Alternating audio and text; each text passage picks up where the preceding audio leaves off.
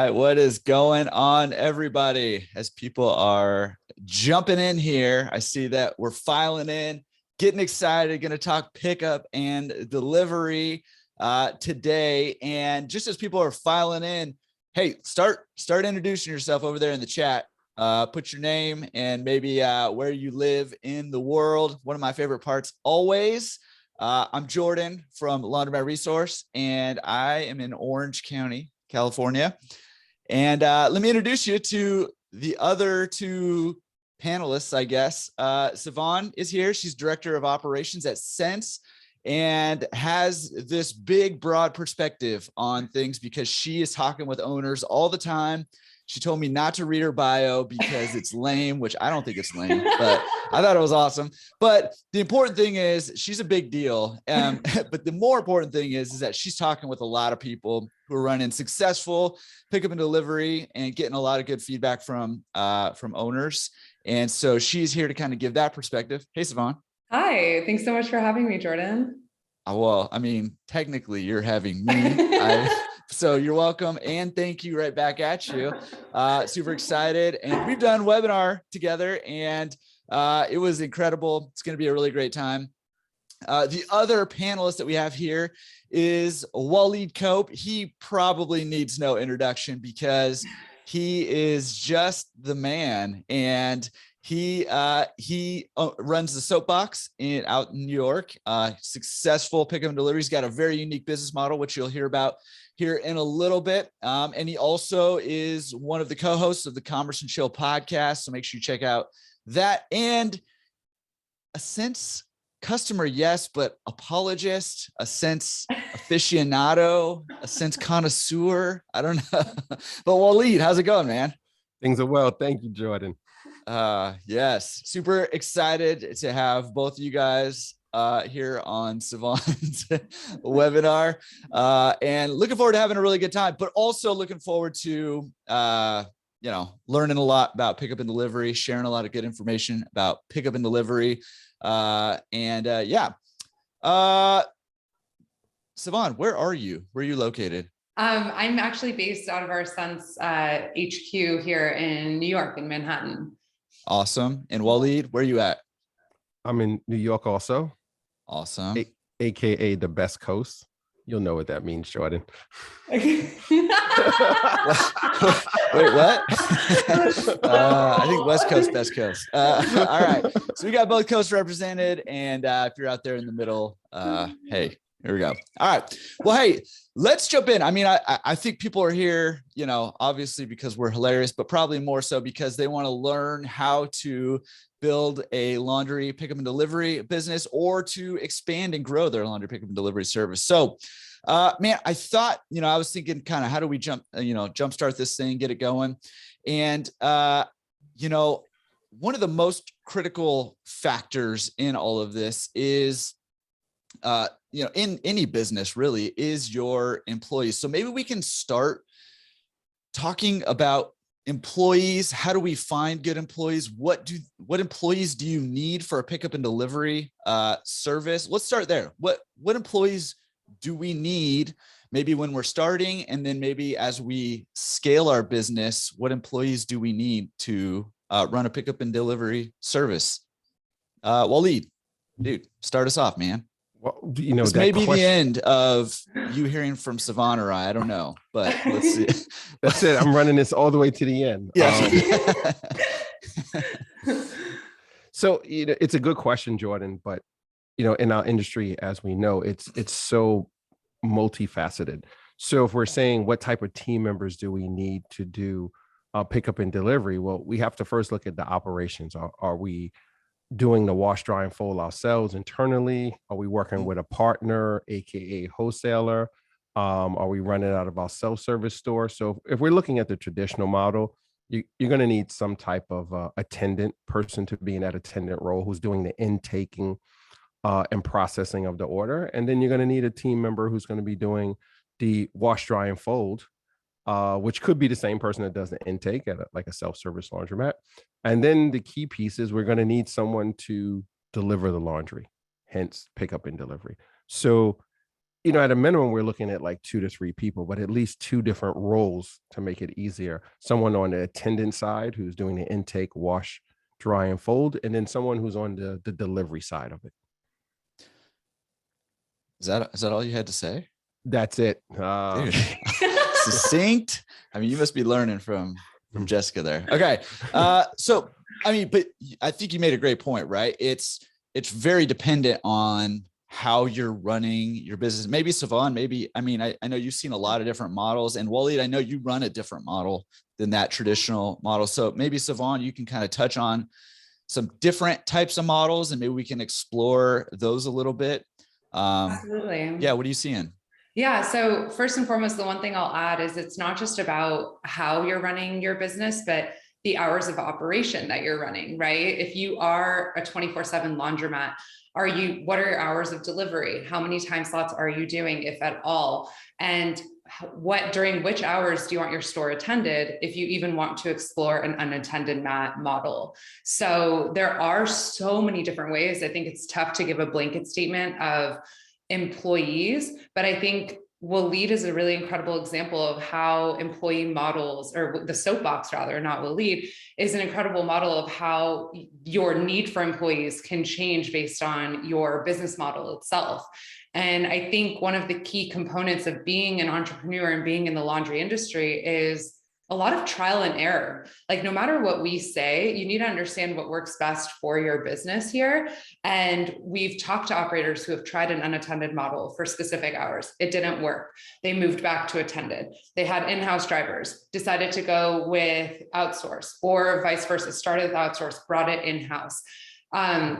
There are so many different ways, but I think, again, the key point here is you have to be malleable, you have to be flexible, and you have to be willing to adjust and have that insight into what's working well for your bottom line. So. Yeah. And Waleed, why don't you talk just a little bit about how you're running stuff? Yes, our model is a little unique for the industry. We've probably tried all the current models. We've worked through all of them. So where we are currently, the soapbox is we're totally attended through our hours of operations from open to close. But at our location, it's only a pickup and drop off location. So as the industry would call it, a drop store. And at that location, we have a team member who's there the entire time, and they work closely with our delivery partners, not delivery drivers, because we work specifically doing delivery using gig economy. I should say partnering with the gig economy, not using the gig economy. So all of our deliveries for our store and pickups are handled by DoorDash. We were doing a combination previously. Now we're 100% DoorDash. And then we'll be making another pivot in about another week and a half, to a combination of our drivers along with the DoorDash model. And all of our wash, dry, fold, we process at a partner location at several different laundromats in the Brooklyn area here in New York City. So, I mean, if I'm hearing you right, you have laundry pickup and delivery service, and you don't really have any machines. Is that? Yes. So yeah. So if I had to use an example, we're probably the like Airbnb or the like Uber, where they're providing a service, but they don't own any machine, any cars, or any properties. Mm-hmm. So yeah, we closed our self-service store down, and now we just do the pickup and delivery and drop off. So our business is 100% drop off and pick up and delivery. So it's all wash, dry, fold. And we only do 3 lines of service. We do wash, dry, fold, dry cleaning, and we do sneaker cleaning also. So that's it. Yeah. So not only do you currently not own any machines, but at this point in time, you also don't own any drivers and vans and all that stuff. like you're running like. Technically we have one part-time driver who does our commercial accounts 3 days a week, but our commercial business is probably 40%, let's say 30% of our business. So 70% of it is residential, which is all coming in through DoorDash. Yeah. And what I love about this is that you are running a very unique model, but this whole thing, I mean, this whole business can be adapted. I mean, you will talk to, 10 different pickup and delivery operators, and you'll have 10 different business models a lot of times. And so, I mean, as you guys who are here attending this webinar are listening to this, you can contextualize this. There's no, formula for this is the way that it's done successfully. There's a lot of different ways to run this business. So, okay. Here's kind of piggybacking on that, and maybe Savon, you can kind of touch on this a little bit, but with different business models, there's different employee structures. I think the employee and the sort of vehicle side of things is the big barrier to entry, right? In pickup and delivery, especially, say if somebody has an unattended laundromat, or maybe they don't have one at all and they just want to start a pickup and delivery service. I guess, help us overcome some of these barriers. What are some ways that we can get started without having to put a bunch of money up front with no guarantee that business is A, going to take off, or B, that we're going to want to continue it after we've started it? Absolutely. I think that's a really valid question, because one of the things that I actually just listened to the panel from a laundry conference a couple of weeks ago that was covering the same topic. And it was really interesting to hear some of the difficulties or hurdles that all of the pickup and delivery operators have had to overcome. And there's one common theme is really just doing like a test market or a test understanding. And one really great way to do that with like zero overhead, no vehicle, no nothing, is enabling gig economy. And it doesn't have to be like, we are full-fledged launching gig economy, pickup and delivery. We have an operator here in New York who truthfully doesn't have the capacity to process more orders coming in. So what they're doing is they're offering just on-demand return delivery. They're offering kind of a stealth adoption, if you will, of this experience, getting feedback, making sure that it's actually working for them. But more so than anything, they're getting the identifiers, the key points of where the people are who are ordering return delivery. Where are they located? What are their average order values? How often are they ordering? And these key data points will give you the tools to identify if it's even worth you growing that. Do you want to market in specific areas? What days of the week do you want to enable this? If you are exploring bringing on your own vans and drivers, having these key data points without having the overhead to try to make up for, it can really just change the game. Really, data is everything. And I know that Waleed is huge on data as well. And there's a reason that his business has been, knock on wood, so successful, is just knowing what areas you should be going into and not just blindly servicing a county or a zip code that could span, miles on miles.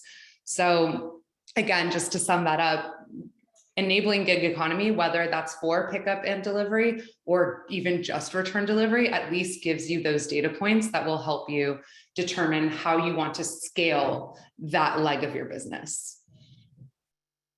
Yeah, I think that's good, good input. And I mean, I like the kind of the Swiss Army-ness of the switch that Sense has, right? And, I'm not pitching Sense right now, but has that switch where you can turn on the gig economy, start gathering some data, start testing out different areas, different zip codes, or start building up your business to where if you want to, and Waleed just mentioned, he is getting ready to, pivot again and bring back on some drivers to do a combination of gig economy and his own, drivers. So, the flexibility of being able to do that is huge. I think there's some other ways too. I'll just mention, I'm not one of the panelists technically, but I'm going to mention, you don't have to also just go full bore right off the bat, right? Like you can offer certain hours, maybe 3 or 4 hours in the morning, 3 or 4 hours in the evening for, drop off and or pickup and delivery. You can do it only on certain days. That way you're not having to ramp up 0 to 100 And, you know, a lot of people who started pickup and delivery started as the driver and drove their own vehicles until they couldn't anymore, right? And then when they couldn't anymore, that's when they went out and got a van. That's when they went out and found another driver, added more routes and those kinds of things. I think of Daniel Logan, who's just on the podcast. I was just about to say, Yeah. I wanted to highlight, I just saw that Daniel Logan, one of our favorite operators. He's here. Columbia Pike Laundromat in DC. That's exactly how he started it. He bought the laundromat. He started doing deliveries himself, full-time job before work, like 6 to 8 a.m. And then it organically grew from there as demand started to grow. He wasn't servicing areas where there was no demand.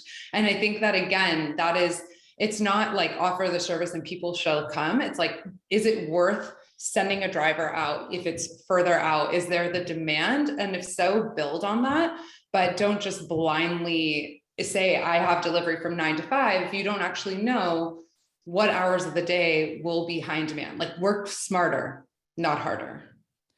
Yeah, I love that. And Wally, there's a couple questions for you. I'm going to let you go again here in a second, but one of the ways that Daniel phrased it on the podcast, he said he'll stand in the gap, right? And so if there's a gap he can't cover with the business by being able to afford hiring a new driver for a new section yet, a new zip code or whatever, or if there's a gap where they can't afford to, the business can't afford to buy a car yet or whatever, a van or whatever, that he'll stand in the gap until the business can support that. And then he'll pass that off. And I just love that sort of visual and that concept of standing in the gap. And Daniel is here. Actually, I just saw he commented, make sure if you, real quick, I didn't even mention this, but if you have questions, put the questions in the chat. My job is to keep an eye on that chat and make sure these questions get answered. So with that, Waleed, and make sure it says to everyone. There's that little drop down box. Make sure it says to everyone. Waleed, couple questions. Okay, so are you renting a section of the laundromats that are doing the laundry? Are you doing it with your own employees? How's that relationship working out with the people that you're contracting with? So yeah, I saw a D Simone's question come in there. So, but just to jump back when you talked about the question about, getting into the pickup and delivery. So first and foremost, pickup and delivery is its own unique model. So people should be very cognizant and do their research to say, do I want to add pickup and delivery if they have a self-service business, if they aren't doing it yet? A lot of feedback I've heard, or people get into the industry and they're just like, oh, I should do pickup and delivery because I have a self-service, and they think they should just add it on top of it. And I don't discourage anyone from doing it, but I always say, make sure you know what you're getting into. Pickup and delivery I've seen people have it as a separate business model with their self-service, and then I've seen them incorporate into it. But what everyone, needs to understand when it comes to pickup and delivery, it's totally different than food delivery. We must remember that with laundry, and I can't think of any other business at the moment, I'm sure there are a few others out there, we're two-way. We have to pick it up, bring it back to our shop, process it, and then get it back to the client. It's a very unique model when it comes to delivery. Food services, restaurants, they're all one way. FedEx, UPS, everything is one way. Somebody places an order through e-com and it gets delivered to you. So, it's a lot challenging for us because, first of all, expense-wise, and then logistics. So I always encourage everyone to look into it and figure out, how do you want to incorporate that into it? But using, the gig economy, it gives you a lot of options. One, you want to test different markets. You can start doing pickup and delivery in a market and see, Siobhan mentioned it earlier, to see what the response is going to be before you buy a van or you hire a driver or you stand in the gap. And I think that, standing in the gap is great when you're starting out, when you're building, but we have to look beyond that and say, how are we building a business? How are we building a business system? How are we building this model? Because if we don't look beyond that, we basically just brought ourselves a job. So you're a multi-store owner, Jordan. You wouldn't be doing this podcast right now, sitting in your office. You would have to sit in the store because You don't have a system in place. You haven't built the business.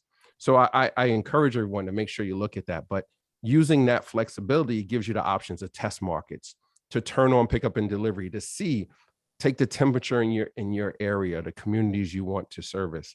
And then as it builds up, you say, hey, I'm going to add my own drivers, because there's this school of thought that you can't use gig workers because they're not going to deliver a quality product. So you might say, hey, I want to test it with the gig worker, and then I want to hire my own driver because I want them to deliver a certain type of experience, which is perfectly fine. And you have a combination, or you use it as a backup because someone says, I need my laundry right now, and all your drivers are already out on the route. So they just click deliver now, and then a gig economy worker shows up, grabs it, and delivers it right then and there for them, and the client is satisfied.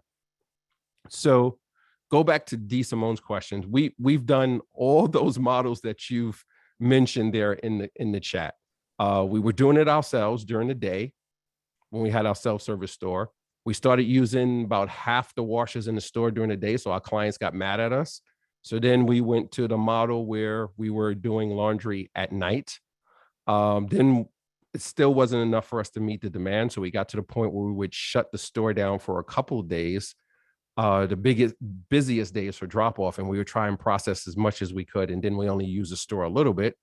That didn't work out. After a while, we ran out of bandwidth on that because we had a small store. We had 27 washers and 28 dryers. Then we got to the point where we only opened the store on the weekends, which was our busiest days, like 3 days out of the week, Saturday, Sunday, and it was another day that we were busy during the week. And then we used the store the rest of it. Then we made the transition to completely shut the store down, and we just processed. And then we moved away from the store. And to go directly into where we are now, D. Simone, we partner with 3 local providers, and we actually go to their facilities. We train their team members. Our team members go there also to make sure everything is done the way we want it done accordingly. And we found it to be a great relationship. So everything gets processed off-site. Everything comes back to our store for delivery or for clients to pick up who walk in and drop off. Yeah. Okay. I mean, yeah, that's great information, and kind of going, on that sort of evolution of what you're doing here. There's another question that rolled in that said, hey, you just mentioned you're pivoting to bringing back drivers. What's kind of prompted that decision as you continue to evolve your business? Yeah, I mean, it's a great question to say, why is this guy 100% gig economy and now bringing back? Well, to paint the picture, previously when we started doing pickup and delivery, I was the first driver. I did that for whatever amount of time before I went to the office in the morning, and then I did it in the evening after I left the office for our other business. And I would just do deliveries to test it and see until it built up to enough. And I was like, okay, we'll hire somebody. At one point we had 6 drivers, and then we started using the Sense business management platform for our store, because in the past we were using numerous platforms, one for pickup and delivery, one for in-store, because no platform had all the features that we needed. And let's be clear, no SaaS product is ever going to have 100% of all the features for your business. But we needed to be somewhere around 90, 95%. And the options we looked at that time couldn't get us to 90 to 95. So we used 2 different ones. So we were doing double entry all day long. Every time a delivery came in, we had to enter it into the POS in the store. So when we transitioned to Sense and we put everything on one platform, over time, some of our drivers just transitioned out, like one retired, one got married, et cetera, et cetera. So life just happened. Nothing out of the ordinary. And as it happened, we said, you know what? Let's not just hire another driver. Let's keep pushing this DoorDash model and see how it goes. So 7 months later, we're 100% DoorDash and we're rocking and rolling. And the reason we're bringing on some new drivers is we want to capture more market share. And I'm calling it like it is. DoorDash is not causing us any issues, any problems. It's working great, but we want to really drive down even more, because there are some things that Dasher can't do when they go into a building that works for us on the marketing side, or to entice, I don't want to say entice, but to pitch our services. So A dasher can't go into a doorman building and have a conversation with the property manager or with the doorman to say, hey, like, who should I speak to in reference to putting some marketing materials, or who can we contact here to say, can we do, a laundry event here where we have a table in the lobby once a week, or, we could provide different services to the staff here. So a dasher can't do that. So that's one of the reasons that we're bringing back our own drivers, because we want to put more of a finger on the pulse when we're going into some of these buildings, because we just haven't saturated the market enough where we are. We're taking the opposite approach, where I see a lot of places, they're casting this big net. They want to, here in New York City, we go by boroughs. So they want to do all the boroughs. I'm really trying to just drill down and figure out how can I catch as many fish that are in our target audience, just in our neighborhood. Like, and I've said it before, our neighborhood has 150,000 residents in it alone, just the neighborhood that we operate in where our store is. So I'm like, how can we capture more market share there? Like, I don't need to look at Queens and Manhattan, let's just, and I'm not even talking about other boroughs. I'm talking about my neighborhood. My neighborhood is Bedford-Stuyvesant. Next to it is Williamsburg. Then there's Bushwick, Crown Heights, etc. See, Bond's raising a hand. She must be from Williamsburg. But there's 150,000 people in Bedford-Stuyvesant, and Bedford-Stuyvesant is located in the borough of Brooklyn. So we're just talking about one neighborhood. How do we saturate that? And Siobhan touched on that earlier when we talked about data.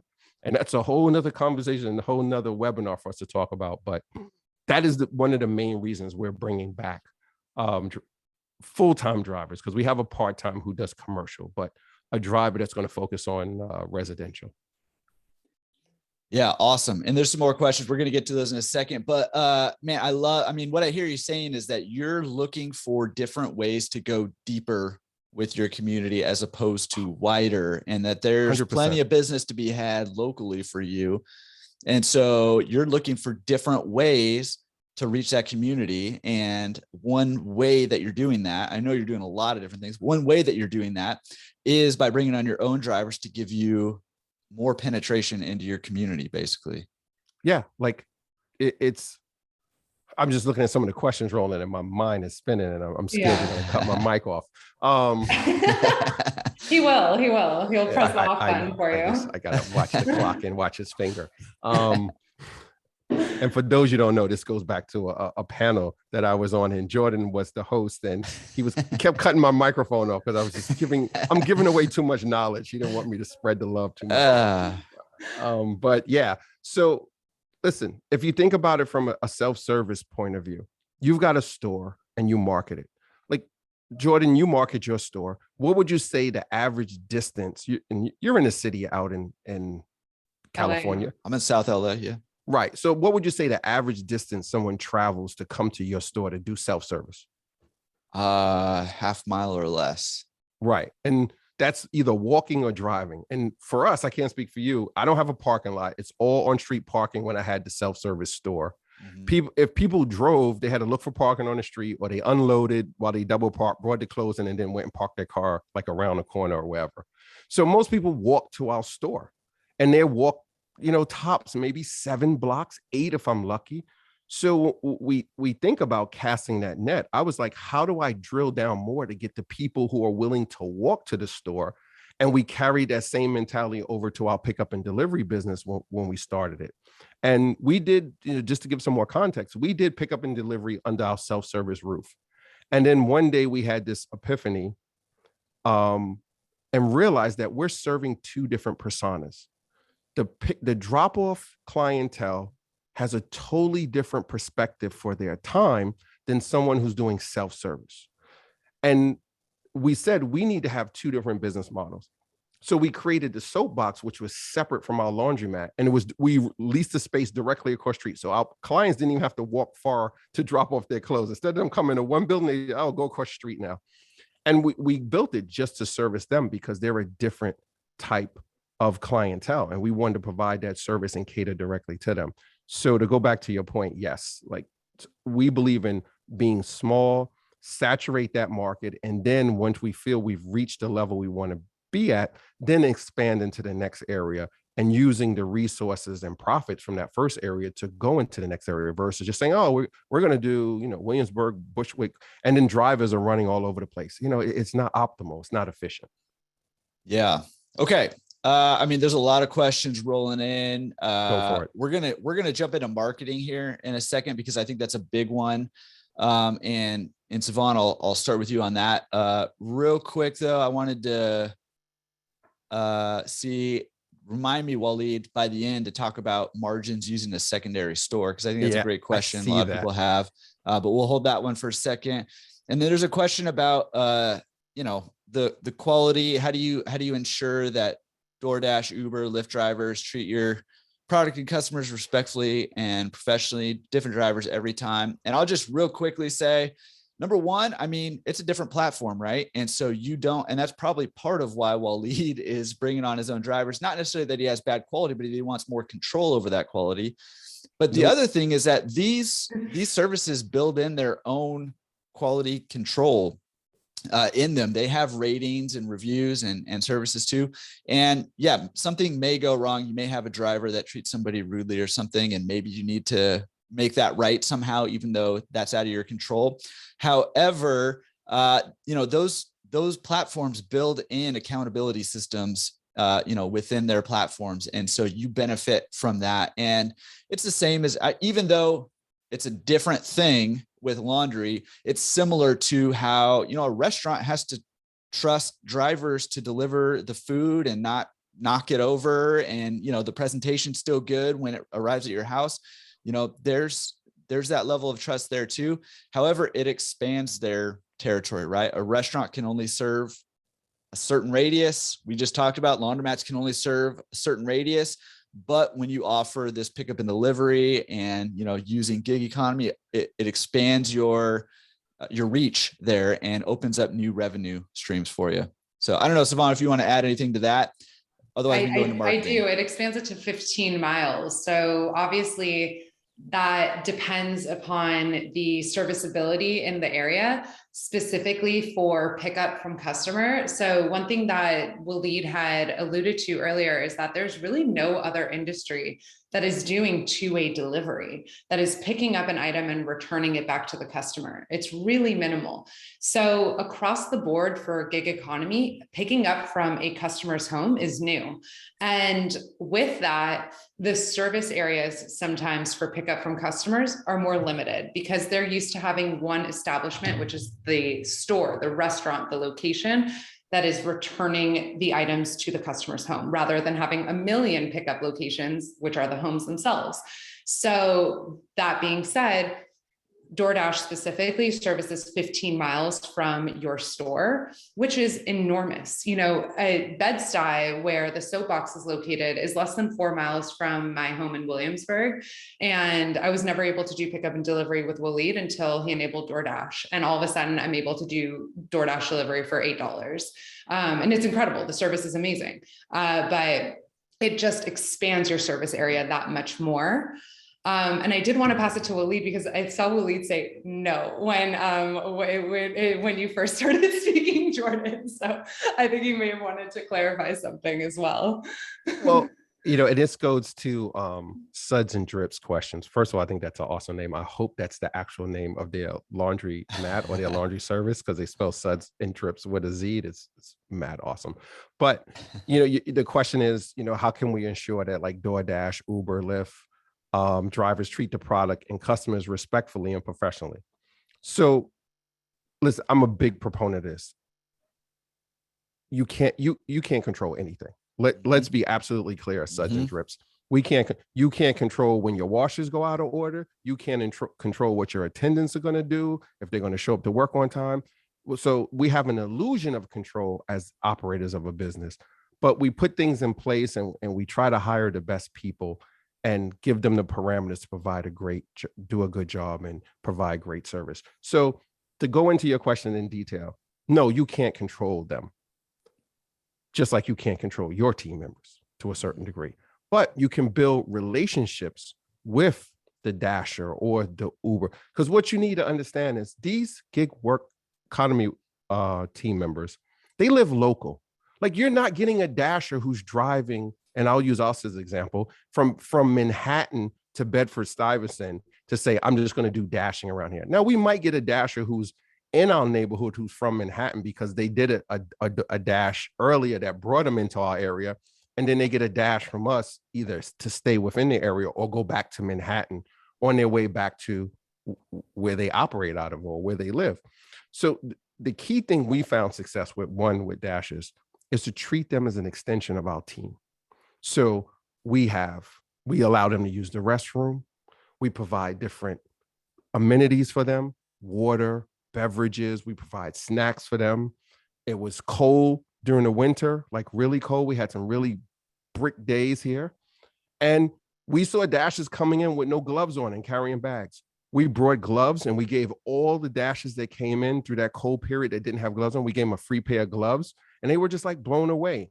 New Year's, we gave them all a card to say Happy New Year's with a little bonus inside. Like, you do these little things and then they become familiar with your establishment. I'll say this to everybody who's on the panel. The next time you're in any type of restaurant or place that uses a gig economy worker to supplement their delivery, I want you to watch how they treat them. Watch how they interact. I was in a restaurant a couple of weeks ago with Jess, and this restaurant has a special window where all the gig economy workers have to stand outside in the cold, in the rain. They can't come inside their establishment. They just stand up. There's no awning. There's nothing for them to get out the elements. They just stand at this little window and wait for them to hand the bag to them. And if the order's not ready, they have to wait for them. One of the dashers came inside, or Postmates or whichever platform he was operating on for that order, came in, and the lady gave him an extra side of rude. She's like, "You're not supposed to be in here. Go outside," et cetera, et cetera. Now, to go to Suds and Drips question, like, how do I control their professionalism, how they deliver the product? Well, one thing is I shouldn't treat them like crap, because now they're pissed off at one of my team members or the establishment. And then when they go to deliver their food, they're probably going to give a really bad experience because they had a bad experience. So the key thing we find is have a good relationship. Give them a good experience when they come in. Treat them just like the clients. We have dashers who've written 5-star reviews for our store on Google. Like, go figure that. Who would have ever thought a gig economy worker would write a review for the establishment they're just picking up an item from and delivering it to someone? Because it's how we treat them. And that's super important. And then you have a control mechanism in place. If things do go wrong, and Jordan mentioned that, these different platforms, we can rate them, as Jordan mentioned. And some of them have the capabilities of where you can have them blocked, so they won't get any more orders from your establishment. But keep in mind, when you build these relationships with them, we have dashers who just sit in front of our store and wait for orders to come in. We'll see the same dasher 4, 5, 6 times a day. So if they're coming in the store 6 times a day, they use the restroom, they get a snack, we get to interact with them. They tell us about, oh, that last client I went to, they were on the 4th floor and they said this. And then we get to interact with them and say, hey, when you take this order, would you mind putting it at the rear door or doing this little thing or that for that particular client? And then sometimes I give them a tip too. And now they're just like, whoa, like they've become like, they're super loyal because we treat them different than they used to being treated at other establishments. Well, I mean, I tried to answer that one quickly. Sorry. I knew it was coming. I knew it. No, just kidding. It's the dilemma that I have with you, right? It's like I try to shut you up and you don't, but then you say really good stuff, and it's just, it makes it hard to try even harder to shut you up, but I'm going to keep trying. So, all right. So anyways, I mean, great stuff, man. Seriously, like I give you a hard time, but like that's gold, right? That's gold. Yeah. And that applies. I mean, all of that is not just for your gig economy workers, right? That's for your regular employees. All of that was just free gold that Waleed's given you. If you have a business and you even just have an unattended laundromat with a cleaner and that's it, right? Like that is just top-notch advice. And that's how you build a great business. Mm-hmm. Yeah. I mean, you can start with this model. And I'm not saying everybody should go out and get cents and use gig workers. I'm just speaking from what our experience is. And I love trying new and different things. We love tech at our store. We love software. We love using technology to, how can we wow our customer? How can we wow our client even more? And we look at tech and we look to embrace it. But I would encourage anyone who's on this call or who watches this replay later on, you're thinking about doing pickup and delivery, and you're not in the laundry business, or you want to get into it, you could take a couple bucks and literally start a pickup and delivery business. Now, granted, you'll have to, get some partners, or if you have access, go to a local laundromat. But ideally, you could launch a website, GoDaddy, $9.99, right? You find a POS provider / pickup and delivery, whatever that might cost. The ranges vary throughout the industry depending which platform you go with. But let's just say a couple $100, just throw a ballpark number out there. So you're in $10 for your website. And then your SaaS product, you're probably not going to have to pay until the billing cycle comes. So you can start today with it. You might have to buy some hardware like a scale, et cetera, et cetera. But literally, you could start a pickup and delivery business with $1,000. I know I can, right? I could. If someone told me to go into another market today, I would assess the demographics, where we want to be. And legitimately with $1,000, I could just do pickup and delivery. So if I went to South LA, I'll call Jordan up and be like, hey, you want to work together and do some pickup and delivery together? And you strike up a partnership where we do the wash and fold in his facility. And then we're out in the street, we're marketing, and we use the gig economy workers to go out there and set the groundwork for us to get into that market, to infiltrate it, to get those first couple orders and keep the expenses and run a really lean shop. Yeah. Awesome. Let's talk marketing. Okay. So, I mean, you mentioned the website, right? We're talking this 5 steps, right? We've gotten to 1. So, pick your business model and start with employees, whether that's you're hiring somebody or you are standing in the gap and filling that role until it scales. Real quick, you just mentioned, step 2, building a website. You got to have that online presence. You want to have a Google My Business account, claim your Yelp account, keep those things updated. You can post to those continually, and Google and Yelp, and they love that. So keep doing that. That's step number 2. I'm going to just skip that completely, other than have a website and make sure it's a good one. When you work with a company like Sense, you can get a website there. We'll throw together a website for you. You can build one. Even, in fact, I even have a webinar out there it's just a YouTube video that tells you step-by-step how to build your own website. And there's a template you can download and do it yourself if that's the route you want to go. Whatever route you go, you got to have that online presence. Okay. So Savon, talk to me about, we have this online presence now. Maybe it's social media, maybe it's a website, all that stuff. How do we market a pickup and delivery company, particularly if we're starting from scratch? What do we do to market this thing? Talk to people. Literally talk to people. That's the first thing I would say. And that's the one kind of common thread that I've heard from our operators who have successful in-house pickup and delivery businesses and, outsource pickup and delivery businesses. They will literally go to their self-serve customers and say, hey, did you know that I offer pickup and delivery? Here, use this coupon for 50% off your first order. And by the way, I service you 7 to 12 or whatever that might be, whatever your hours are. Talking to people is so important.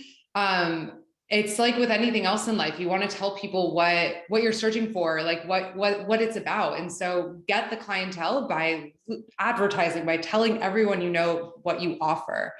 And then I would say the bare minimum is kind of twofold. First and foremost, signage, not just in your stores, but if you are doing in-house, like pickup and delivery with your own vans, again, Columbia Pike Laundry in DC, he has vans that are plastered all over with laundry pickup and delivery services. Call blah, blah, blah, go to blah, blah, blah to place your order. And that's how Daniel got so much business in neighborhoods that he wasn't even servicing, was just driving the van around and people didn't even know it was an option. So really just having that visibility in your storefront.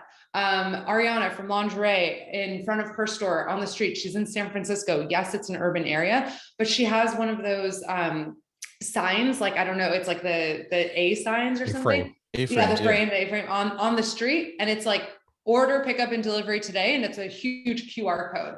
Someone can go scan and do laundry pickup and delivery. So really the multitude of ways that you can get the word out there with like these grassroots efforts are endless. But beyond that, social media is an incredible tool. And by simply, you don't even need to work with a digital marketing agency. You can go to Facebook ads. It's pretty easy. You can boost a post on Instagram. You can choose the audience that you want to target and just literally throw a couple bucks in there and see what happens. And again, make sure it's just concise and it tells the person, your end customer, your prospective new customer, what it is that you offer. So there's so many different ways, referral programs, anything like that in the store can just really, really drive business for pickup and delivery. Yeah. And I would say too, one of my business coaches, I was just talking earlier today, and, they were saying, whenever you're starting a new venture, look for the easiest thing to do that's going to give you the biggest result, right? And I mean, that's the first thing that popped in my head when you're like, talk to your current customers, right? Your best pool of initial customers, and to Waleed's point, your self-serve customers and your drop-off service customers are a different demographic, unless your self-serve customers don't know there's an option that you'll do the laundry for them, right? So offering that, now obviously not everybody's going to go for that because it's a different demographic, but you guaranteed, if you have a self-service location, you've got some lurkers in there that would be more than willing to, pay somebody else to do their laundry if only they knew the option was there, right? And if you incentivize it properly, like you mentioned, that's a low hanging fruit. And as you continue to grow your business, even if you just have a handful of initial customers, utilize them as your advocates, as your salespeople, as your, ambassadors, and incentivize them to bring other people like them to your business, whether that's offering them another discount or them and their referral another discount. And I would do that in every single laundry bag. I would drop a little flyer that says, hey, use this code or give this code to somebody. And if they use it, you get, X amount of dollars off your next order, and they get X amount off their next order. Now, all of a sudden, they're super happy because somebody else is doing their laundry, which is awesome in and of itself, and they're getting a discount, and they're becoming a hero to their friends who also hate laundry, right? So look for those low-hanging fruit that can give you the highest yield, and then you can start to get where Waleed is, where he is, utilizing that data, because he's got data now, right? And he's able to tweak his business. He's able to try a whole bunch of different things to see what works best to really optimize the business.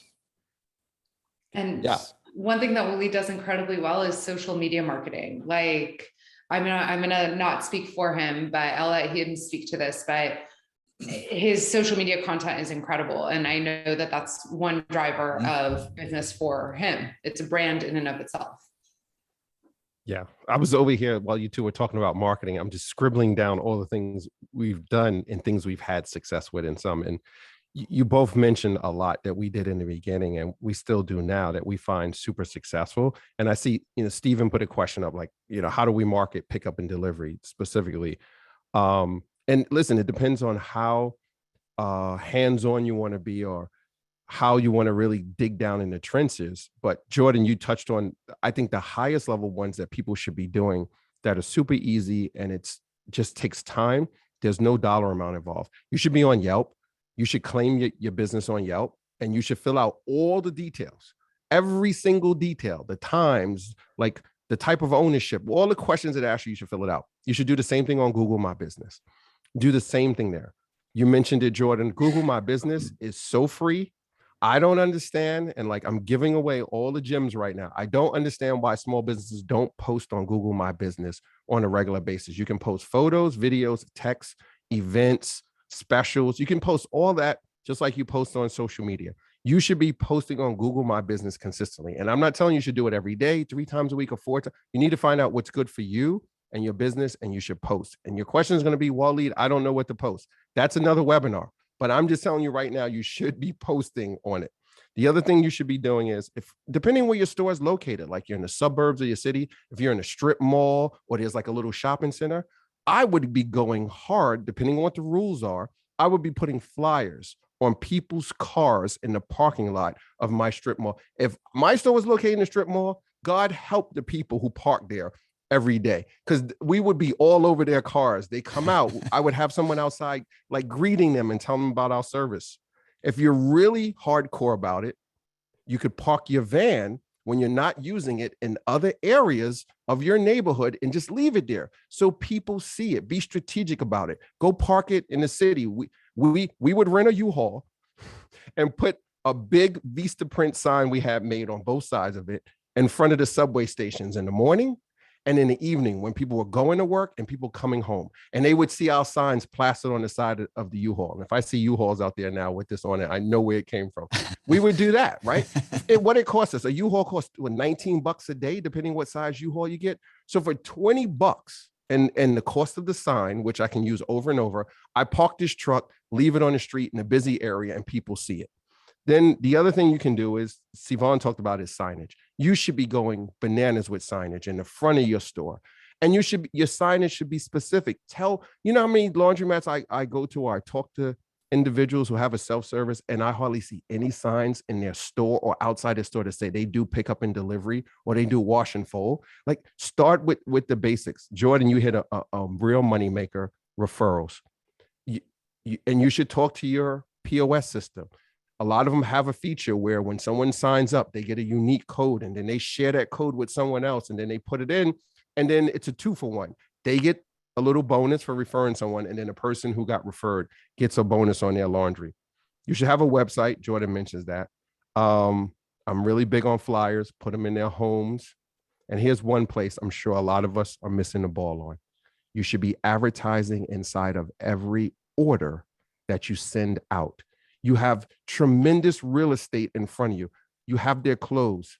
When you close that bag up, you should be putting something in there to promote your additional service, to upsell them, as Jordan said.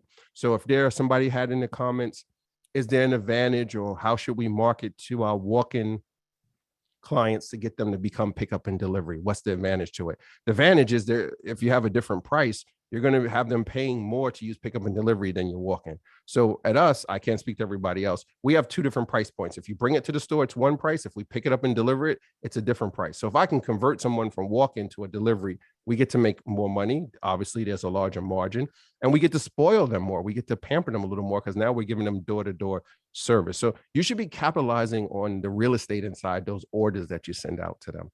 I got quite a few others listed here, but I'm going to stop there before Jordan hits the mute button on my mic. Wow. This is like growth here. Yeah. Now, I mean, but you make a good point. I mean, like the marketing, it's all tactics. I love the like guerrilla marketing tactics. I love that. We should let's put one on the calendar where we do a marketing one, and we need to do a social media one too, because I get that question all the time. Like, what do I even post? Right. And so we should do one on that too. But with social, like, listen, when we start social, right? You shouldn't have said social. Sorry. I'm back in the game. Listen, when we started let me be absolutely clear. We built the soapbox on Instagram. And when I say we built it, we built the brand. I had clients DMing me on Instagram, 12:30, 1 a.m. in the morning. Can you come pick up my laundry now? I'm like, hey, it kind of doesn't work that way, but here's the link. Click on the link and schedule when you want our driver to come and pick up the laundry. We built it. And people are saying, well, I don't know what to post. Let me be absolutely clear. To this day, sometimes I still don't know what to post. But when we first started, I had no clue. There was a young man who lived in our neighborhood whose parents would come to our self-service store all the time. And he said, you should give me a job. Cope, you should give me a job. I was like, when you're old enough to work, and he's in junior high school, wherever, when New York City said you can have working papers, I'll give you a job. Finally, when somebody runs in, he has his working papers, he says, I can work, give me a job. And I'm like, holy cows, what is this young man going to do for me? I gave him a cell phone, and I said, I want you to follow everybody around the store and just take videos and photos all day long. And at the end of the day, I would just look at what he recorded, and I'd be like, I guess this looks okay. And I would post it to social with some comment and some hashtags. And that was, 2015. We started doing that. And here we are, 2022, and we've evolved. And if you look at our feed, you'll be like, wow, that was some really janky stuff they posted in the beginning compared to what we do now. But you just got to start. Like, so you should post something. And I would encourage you to post things that are going to connect people with your store. When I say that, humanize it. Like, don't just post pictures of washers and clothes. people in your store, do shout outs when your clients come in, take selfies with them, encourage them to post and then tag them, et cetera, et cetera. Like start with something. Love it. All right. So we've gone through business, pick your business model, hire employees. We've got, get your online presence going, your website, your Google My Business, your Yelp.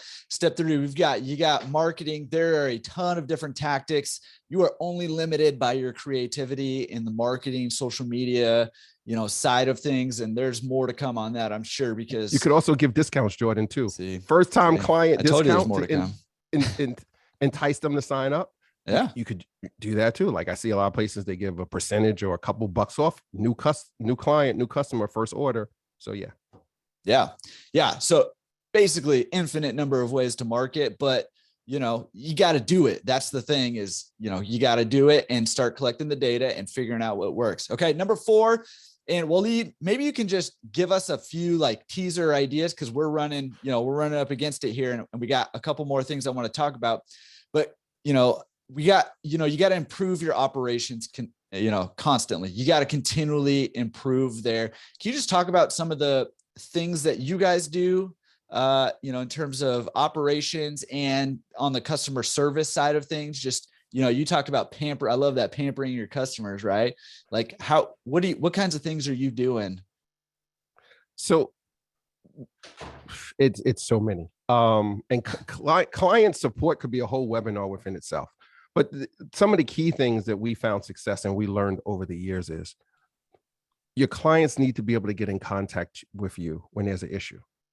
9 out of 10 times, I'm willing to bet here that your problems end up escalating. The situation gets worse when they can't reach someone to release the frustration of what's wrong with their order, whether it's a late delivery or a late pickup, or they're missing a sock, or they got the wrong bag, or there was supposed to be 3 bags delivered, and you only delivered 2 because the driver forgot to look at the ticket to say this is 3 bags and not 2 bags, whatever it might be.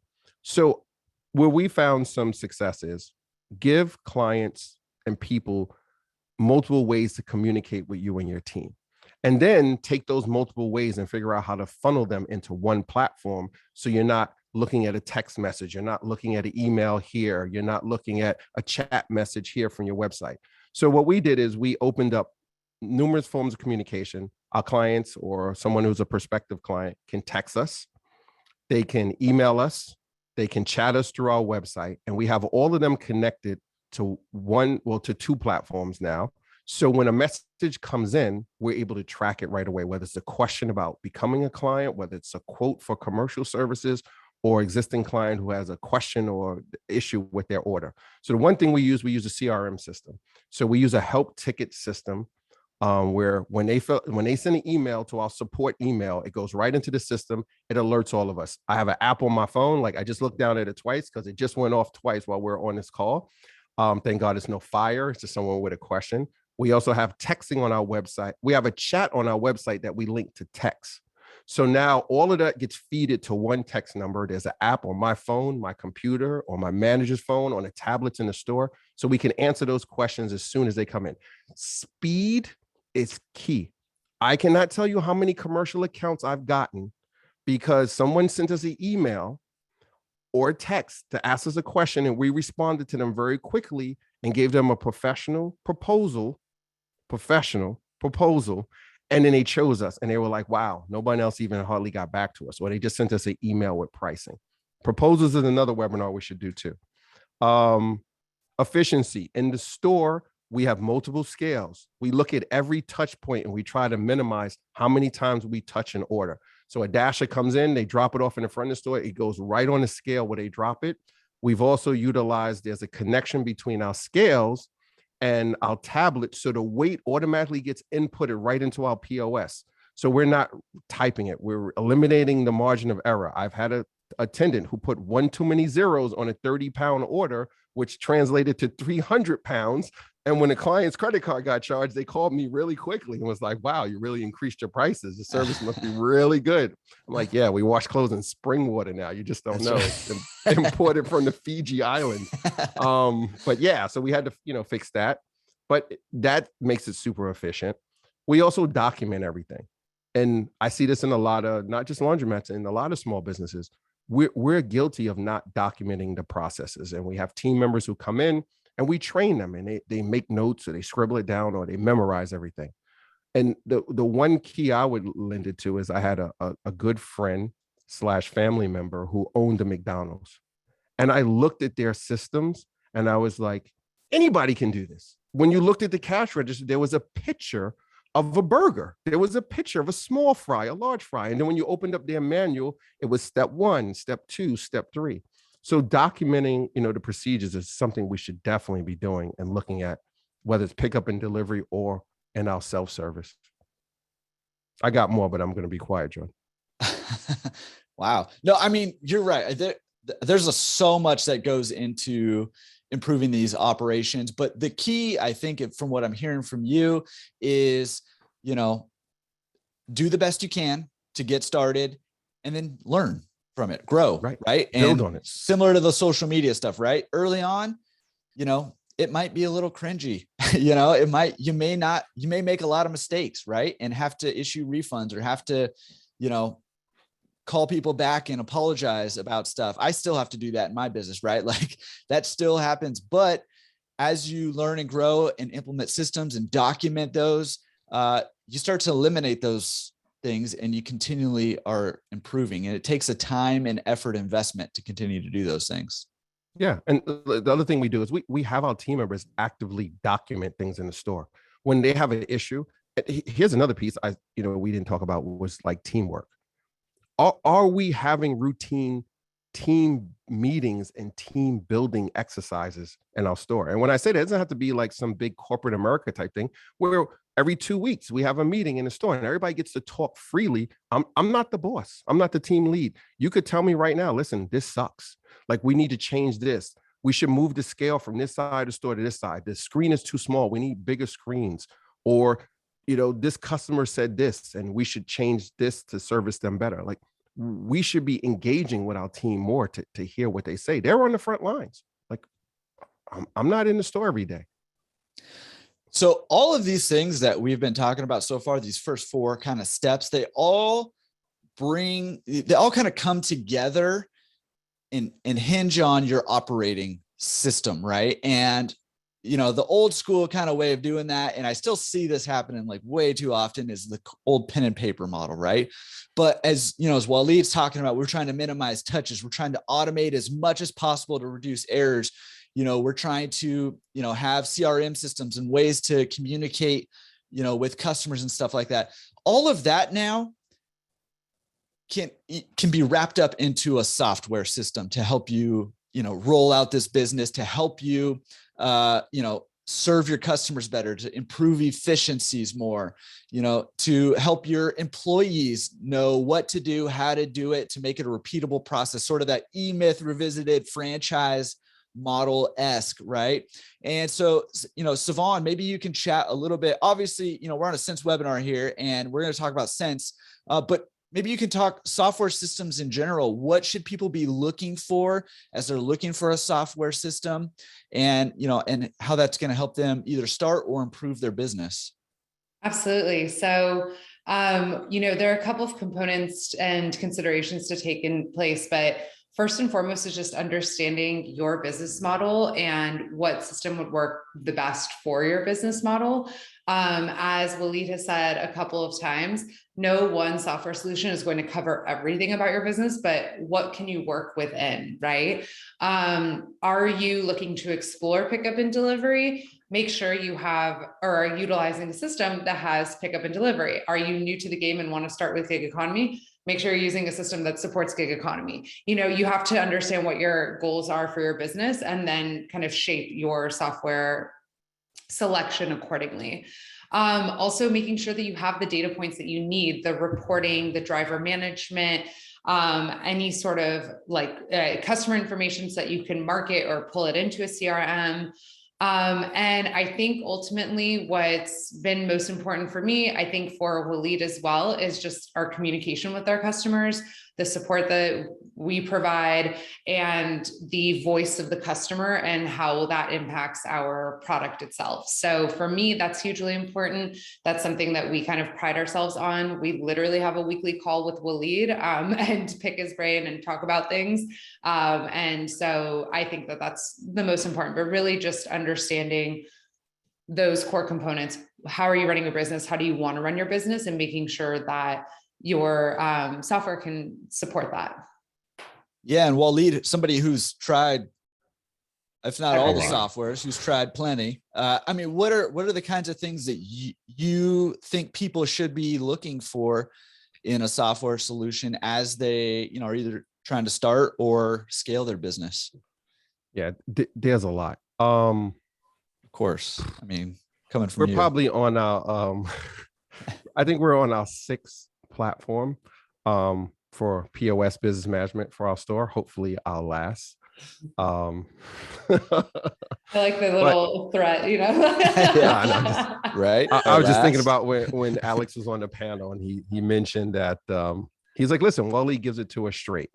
And that's one of the things that I like. We can have those open conversations about what the platform is doing, what the platform is not doing, and what we would like the platform to do in the future.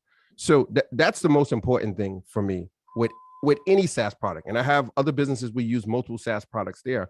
And the first important thing for me is the relationship. So you mentioned, Jordan, what's on our short list? The relationship. Can I reach customer support by phone if I have to? There are quite a few POS systems out here in the laundry space, we'll drill down, that I've used, and I can only email them or chat them. And sometimes I get a response a day, 2 days later. Well, if it's Saturday and it's 6 p.m. and I got a client who needs their laundry delivered and there's a hang up with the system, I kind of can't wait 2 days. So then, I got to take matters into my own hands. I'm also going to look for a platform that has probably 90% to 95% of what I needed to do: pickup and delivery, self-service. I want those components to be on one platform. My life does not need to be separated amongst many platforms anymore. So I'm looking for something that is all in one, 95% again. I'm going to look for a platform that has scalability. As my business grows, I want that platform to be able to grow with me. I also want it to provide me with the tools to grow my business. I want them to have the wherewithal and the ingenuity and the technology to say, hey, you aren't doing this. Have you ever thought about this? We see other operators who are on our platform doing this and they're successful. Maybe this is something you want to try. And the support is super important, but I'll add this to it. And I've had a lot of conversations with SaaS POS providers in the laundry industry. I don't ever want a SaaS platform that tells me what I can't do. And I've heard that a lot. I understand that the software can't be everything to my business. But I've had these conversations. They're like, oh, you can't do that, or you shouldn't do that. Like, oh, nobody does that in the laundry industry. Listen, I'm trying to do things that are different, that fit our market, that fit the way we want to operate. And that might not be the same throughout the industry. We're in the small percentage of the laundry industry. I don't think there are too many operators, and I would love to see what data CLA has on it that are just pick up and delivery. I know of a handful here in my market that I'm close to. And I imagine there's a few others, but as a whole, the industry is probably dominated by self-service store owners, multi-store owners, or single store owners that add pickup and delivery, to there. So I want a software operator who's going to have that foresight, who's going to have good resources behind them too. Let's be clear. I've been on SaaS platforms where I got an email that 6 months later they were shutting down, and I was sitting here trying to figure out what my next move is going to be because they ran out of funding or they weren't profitable. Like, that's super important. Like, people forget that. And I'm probably going on a tangent here, but you're entering into a partnership with your SaaS provider. They're warehousing that data, which is more valuable to me than the machines that were in my store, than the real estate. That data is super important to me.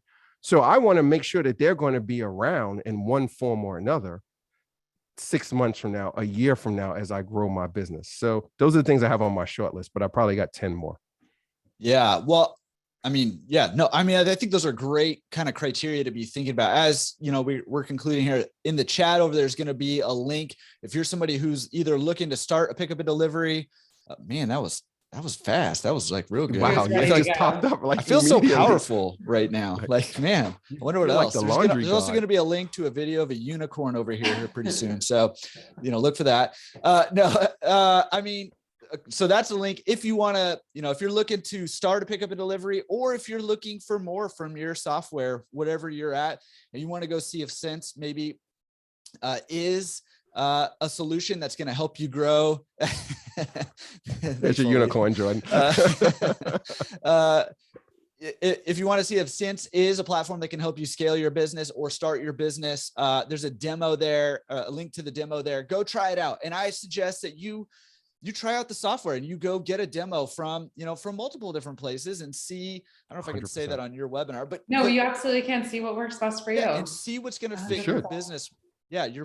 See what's going to fit your business model, because, while I think Sense is pretty confident, why I think that Savon doesn't really have a problem with me saying that is because they're pretty confident they're the best, and they're going to continue to be the best because they're driving real hard to, develop a very robust platform that is, easy to use. And so, but go try them out and talk to, the people who are putting these things together. Cause I think just as important as the software is the people behind the software that you're going to be working with, that you're going to be giving your feedback to, that's going to be implementing the things that you need to help your business succeed. And I see Waleed nodding his head and Savon nodding her head. Go ahead, Waleed. Go ahead. Listen, you said it. Listen, all I can say is the people, listen, the product is important, but the people behind the product are even more important. And I'm saying that for anything. And people should be thinking about this for their laundromats also, because we're providing a service. So your people behind the counter that interact with, you want good interactions. You want people who are going to be there for you, who are not just taking your money and brushing you off. And to answer Michelle's question in the chat, our CRM system is not connected to Sense. But Michelle, you should type it in the questions again, so someone at Sense will add that to their product development roadmap, because that would be huge for us. And Michelle, we use a software called Help Scout, super small business friendly and super affordable. So do we on the email side for our help tickets. Right. So it should be a super easy integration there. Yeah. Established partnership already. Yeah. Wow. Get the API going. Exactly. Come on. Let's get an open API here. Yeah. That's right. Okay. I mean, awesome. Dude, both of you guys, so much good information, so much good stuff for, people who are looking to start pickup and delivery, and for people who are running pickup and delivery and are just looking to level up. So I don't know, Savon, do you want to leave us with anything on the way out? No, just if I encourage you to explore platforms that will help you grow and scale your business effectively, efficiently. Usually that means moving to technology, as scary as it might be. And I do want to say, being a business owner is a lot of hard work. Unfortunately, you do have to do the work yourself. This is your bottom line.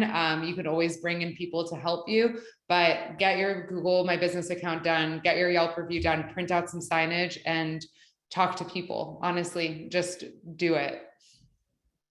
Yeah. And real quick on the technology being scary. I mean, it can be scary, but technology is meant to help you run your business and to make it easier, not to make it more complicated, right? Not to make it more difficult to run your business. It's meant to help you make it easier to run your business. And while there might be a little bit of a learning curve, especially if you don't use any technology right now, it's worth the investment to put in that learning, because, picking the right software is going to make your time more efficient. It's going to make your business more efficient. It's going to let you serve your customers more.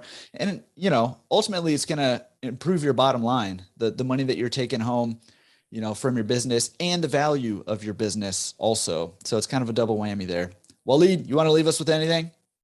You nailed it. One thing. Listen, we used to write paper tickets, and we switched from writing paper tickets to going to a computer. And I remember our first POS system, we saw a dramatic improvement in the bottom line. I'm willing to bet a lot of operators are losing money, and we're not even going to count employee theft. Let's just leave that off the table, but just due to errors from calculating and writing papers or papers falling off bags, using triplicate tickets. Listen, embrace technology as much as you can, and use it to your advantage. It will help your bottom line tremendously, using some type of platform and streamlining your operations. All right. So that link is in the chat there, trisense.com/demo. And hey, go try it out. Go meet the people. Go, behind Sense. Go, see what the software has to offer, and go see if it's going to fit your business model and help you either start a laundry pickup and delivery or scale your pickup and delivery business. All right, guys, you guys rock. Thank you so much for sharing so much. Thank you so much. Appreciate it. It was a pleasure. Thanks for having me. Look at Markenzie thinks you guys are awesome. Yeah. Look at this. Oh my gosh. Thank you, Stephen. We'll see you next week, I hope. All right, guys, appreciate it. And hey, we'll see you at the next webinar. I'm assuming we're doing one next month. So come join us next month at the next webinar. Thank you. Thanks. Take care, everyone.